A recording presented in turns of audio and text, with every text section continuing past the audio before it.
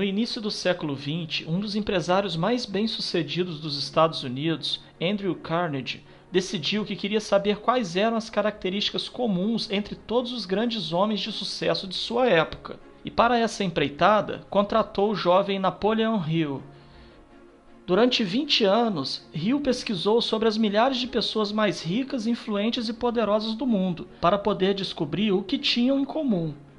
Além de estudá-las, o autor também entrevistou pessoalmente centenas delas, incluindo nomes como Thomas Edison, Graham Bell, George Eastman, Henry Ford, John Rockefeller, Theodore Roosevelt, entre outros. O resultado desse trabalho, após ser apresentado a Andrew Carnegie, foi transformado em um curso denominado A Lei do Triunfo e posteriormente colocado em um livro de mesmo nome, contendo 736 páginas, que hoje é o objeto de nossa resenha. Neste livro, Napoleon Hill diz ter identificado 16 características que, segundo ele, pareciam estar fortemente presentes em todas as pessoas que alcançavam o sucesso. Ele chamou essas características de leis do sucesso. Vamos a elas. A primeira lei diz respeito ao benefício da associação entre pessoas que possuem o mesmo perfil de pensamento. Hill afirma que a união de duas ou mais mentes gera um todo que é maior do que a soma das partes. Ele chamou esse efeito de mastermind. Segundo ele, todos os grandes homens não teriam alcançado o sucesso se não tivessem se associado a outros. A segunda lei diz que você precisa ter um objetivo principal definido. A maioria das pessoas diz que quer mudar de vida, mas quando perguntamos o que realmente elas querem, elas não sabem o que dizer.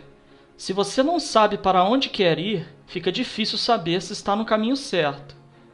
O objetivo principal de sua vida deve ser escolhido com um grande cuidado e, depois de escolhido, deverá ser escrito e colocado num lugar onde se possa vê-lo pelo menos uma vez por dia. Isso tem por efeito psicológico impressionar o subconsciente da pessoa de tal maneira que ela aceita esse propósito como um lema, um projeto, uma planta que finalmente dominará as suas atividades na vida e a guiará passo a passo para a consecução desse objetivo. A terceira lei trata da confiança em si mesmo. Segundo Napoleon Hill, as pessoas de sucesso que ele entrevistou demonstravam grande confiança em seu próprio potencial, quer seja para resolver os problemas ou mesmo para saber quem chamar para resolvê-los. A autoconfiança é fundamental para quem quer empreender algo. Quem vai confiar um investimento em alguém que não demonstra segurança no que faz? Você confiaria? A quarta lei diz respeito à economia. Ter disciplina financeira é fator indispensável para quem almeja o sucesso. Embora o dinheiro não seja a única variável utilizada para se medir o sucesso de uma pessoa, quando estamos falando de negócios e empresas, este é sim um dos fatores mais importantes. O estudo mostrou que os entrevistados sabiam controlar muito bem suas finanças, de forma que se de repente aparecesse alguma boa oportunidade de negócio, eles teriam condições de aproveitá-la. A quinta lei aborda iniciativa e liderança. Um ponto bastante claro nessa pesquisa é que todos os entrevistados tinham um perfil de líder e não de seguidor. Todos tomaram a iniciativa de assumir o controle de suas próprias vidas, de empreender e tinham a capacidade de levar os outros pelo mesmo caminho. Embora a maioria das pessoas não tenha o perfil de liderança, estudos mostraram que ninguém nasce líder. Essa característica é puramente comportamental e, portanto, pode ser trabalhada e aperfeiçoada. A sexta lei fala sobre a imaginação. Pensar fora da caixa era característica fortíssima entre os empresários bem-sucedidos. Grande parte deles precisou, em determinado momento da vida, pensar em saídas e soluções para situações-chave. Existem técnicas para desenvolver a imaginação e a criatividade, mas para Hill, o grande segredo é você forçar-se a mudar suas rotinas e pensamentos, e não ter medo de experimentar situações novas. A sétima lei destaca o entusiasmo, que é uma das características mais importantes. A maioria das pessoas até tem um forte desejo de mudar de vida, mas acabam por não seguir em frente. É como se faltasse combustível para ir adiante. Segundo Hill, o entusiasmo é esse combustível que move homens e mulheres em direção a grandes descobertas e empreendimentos. Grande parte dos maiores realizadores entrevistados eram incondicionalmente apaixonados por seus objetivos, de forma que essa paixão sempre fornecia o entusiasmo necessário para que fossem adiante. Mesmo quando as condições eram adversas, esse entusiasmo fornecia combustível para que fosse percorrido aquele quilômetro extra, que no final parecia fazer a diferença. A oitava lei do triunfo é o autocontrole. Ensina que devemos estar sempre no controle de nossas próprias vidas e jamais podemos ser escravos das tentações mundanas ou de estados alterados de consciência, como a embriaguez, por exemplo. Devemos pensar no curto, médio e longo prazos e ter consciência de que tudo o que fazemos hoje nos aproxima ou nos afasta de nosso objetivo principal. A nona lei mostra que devemos fazer sempre mais do que nossa obrigação. Se você quer se destacar em sua área de atuação, precisa criar o valioso hábito de caminhar o quilômetro extra, de fazer sempre mais do que sua obrigação. Do contrário, você será apenas mais uma pessoa mediana, igual a tantas outras. Segundo Hill, existem dois tipos de pessoas que não vão para frente na vida: aquelas que não fazem o que lhes é pedido e aquelas que só fazem o que lhes é pedido. A 10ª lei diz que devemos ter uma personalidade atraente. Todos os negócios resultam de interações humanas. Cultivar uma personalidade atraente é ser uma pessoa agradável, simpática, bem apresentada. Não estamos falando de padrão de beleza, mas de comportamento. Há quem não faça a menor questão de ser simpático. Tudo bem, é um direito de cada um. Mas saiba que ter muitos diplomas acadêmicos e conhecimento técnico não será suficiente para lhe colocar em patamares mais elevados em sua carreira profissional. Além de competente, você precisa saber se relacionar de uma forma agradável com outros seres humanos. A 11ª lei é sobre pensar com exatidão. É preciso aprender a separar os fatos da mera informação.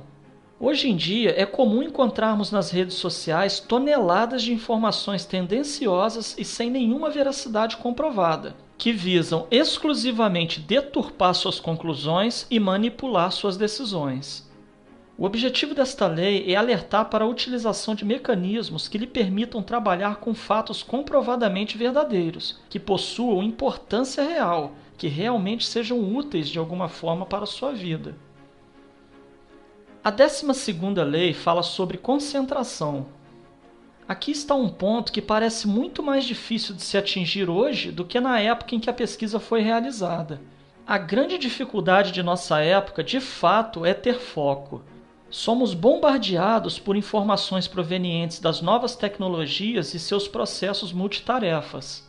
São tantas as demandas simultâneas que só conseguimos dedicar uma fração bem pequena de nossa atenção a cada uma delas. Os resultados são trabalhos mal feitos, falta de foco e um grande sentimento de frustração e impotência. A 13ª lei valoriza a cooperação. Os homens que almejam o sucesso devem entender que a cooperação é o melhor caminho para se alcançar seus objetivos. Isso significa dizer que devemos ver nossos funcionários não como escravos, mas como pessoas que estão cooperando para tornar nosso sonho realidade. E por esse motivo, é extremamente necessário que as mantenhamos ao nosso lado, nos ajudando. Uma forma simples de se obter cooperação é exatamente cooperando com os demais, independentemente dos níveis hierárquicos que ocupem. A 14ª lei é o fracasso. Mas poderia o fracasso ser uma das leis do sucesso? A resposta é sim. Não só pode, como é uma das mais importantes. É fato que todas as pessoas que alcançaram sucesso na vida fracassaram algumas vezes antes de finalmente saborear a vitória. O fracasso deve ser visto como uma importante ferramenta, pois cada vez que você fracassa, descobre uma maneira de não alcançar seu objetivo. Você elimina então um caminho que já sabe que não é o certo. Pela teoria das probabilidades, quanto mais você erra, mais se aproxima do acerto. Pense nisso quando experimentar algum revés em sua vida. A 15ª lei é a tolerância. que está diretamente relacionada com a lei anterior. Para lidarmos com o fracasso, com as limitações das outras pessoas ou as nossas próprias limitações e com as adversidades que a vida nos impõe, é necessário que tenhamos uma grande quantidade de tolerância. É fácil perceber que temos o controle sobre pouquíssimas coisas nessa vida. Geralmente, as coisas que queremos não acontecem, já as coisas que não desejamos nos aborrecem a todo momento. O segredo é ter consciência disso e nos desapegarmos de tentar controlar o que não está sob nosso controle. É preciso aprender a desfrutar de todo o caminho que você percorre em busca de seus objetivos, pois é nesse percurso que você passa a maior parte de sua vida.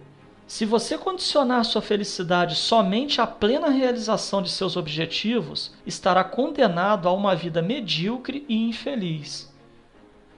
A 16ª lei é conhecida também como a regra de ouro: fazer com os outros somente aquilo que gostaria que fizessem a você. Essa lei é amplamente pregada em ensinamentos religiosos e filosóficos, no entanto, quase ninguém a segue. Ter bons princípios é a base do relacionamento interpessoal. Tratar as pessoas com respeito, além de ser uma obrigação, tem o relevante poder de trazê-las para seu lado, de forma que possam colaborar com seus objetivos.